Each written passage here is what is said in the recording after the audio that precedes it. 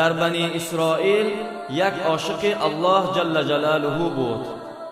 آن در بین بحر در یک خشکی برای عبادت الله یک خانه ساخت و در همان خانه 400 سال الله را عبادت کرد. همراه کسی معامله نداشت، با کسی هم داد و گریفت نداشت که وقتش را بیهوده صرف کند. خلاص همیشه در ذکر الله مشغول بود. روز دعا کرد که یا الله، اگر در سجده جان دادن ممکن باشد مرا در سجده جان دادن را نصیب فرما. الله جل جلاله دعای این شخص را قبول کرد و در حالت سجده جانش را گرفت.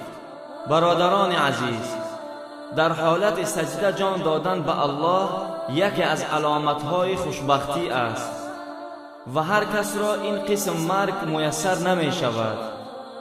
بنابراین این شخص خیلی خوشبخت بوده است که بعد از 400 سال عبادت الله باز در حالت سجده جان داده است.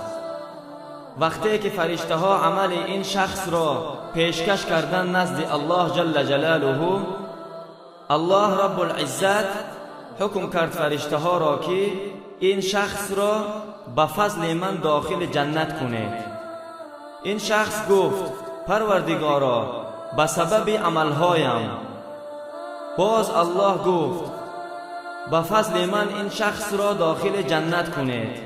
این شخص باز گفت پروردگارا به سبب عملهایم. من 400 سال عبادت کردم تو را.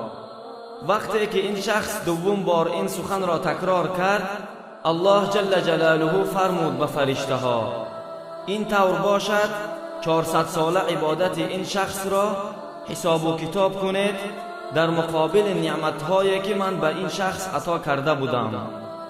در بخاری شریف آمده است که وقتی فرشته ها حساب و کتاب کردند 400 ساله عبادت این شخص حتی برابر به بینایی چشمانش نشد. یعنی 400 ساله عبادت همین شخص حق نعمت بینایی که الله در چشمان گذاشته است ادا کردن نتوانست. سپس الله متعال فرمود بنده من، این همه عبادت تو نعمت بینایی چشمانت را ادا کردن نتوانست.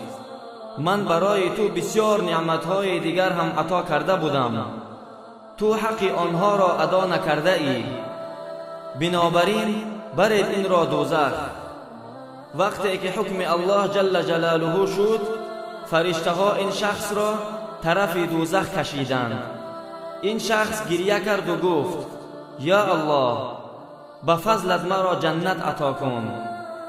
الله مهربان را رحمش آمد، فرمود این شخص را به فضل من داخل جنت کنید.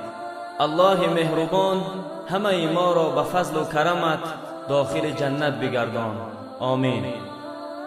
برادران عزیز، این نوار را نشر کنید، زیرا اینکه سخنان خوب را برای دیگران رسانیدن صدقه جاریه است. و السلام علیکم و رحمت الله و برکاته.